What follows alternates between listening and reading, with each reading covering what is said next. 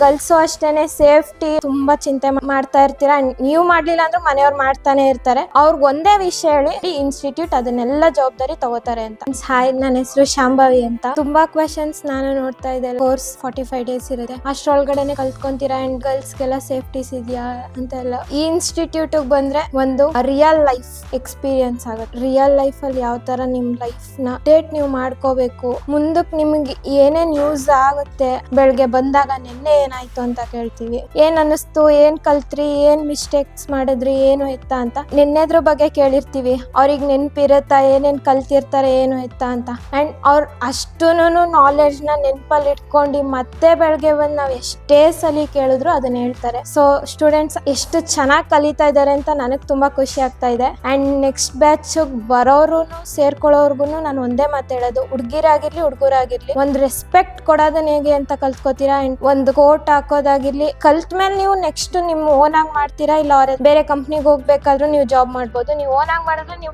ಕೆಲಸ ಮಾಡಿಸ್ತೀರಾ. ಅವ್ರು ಇಲ್ದೇ ಇದ್ದಾಗ್ಲೂ ನೀವು ಯಾವ ತರ ಕೆಲಸ ಮಾಡ್ಬೇಕು ಅನ್ನೋದನ್ನ ನಾವು ಹೇಳ್ಕೊಡ್ತೀವಿ. ಜಾಯಿನ್ ಆಗಿ. ಅಂಡ್ ಗರ್ಲ್ಸ್ ಅಷ್ಟೇನೆ ಸೇಫ್ಟಿ ತುಂಬಾ ಚಿಂತೆ ಮಾಡ್ತಾ ಇರ್ತೀರಾ. ನೀವು ಮಾಡ್ಲಿಲ್ಲ ಅಂದ್ರೆ ಮನೆಯವ್ರು ಮಾಡ್ತಾನೆ ಇರ್ತಾರೆ. ಅವ್ರಿಗೆ ಒಂದೇ ವಿಷಯ ಹೇಳಿ, ಈ ಇನ್ಸ್ಟಿಟ್ಯೂಟ್ ಅದನ್ನೆಲ್ಲ ಜವಾಬ್ದಾರಿ ತಗೋತಾರೆ ಅಂತ. ಬನ್ನಿ ನೆಕ್ಸ್ಟ್ ಬ್ಯಾಚ್ಗೆ ಜಾಯಿನ್ ಆಗಿ and grow together. Thank you.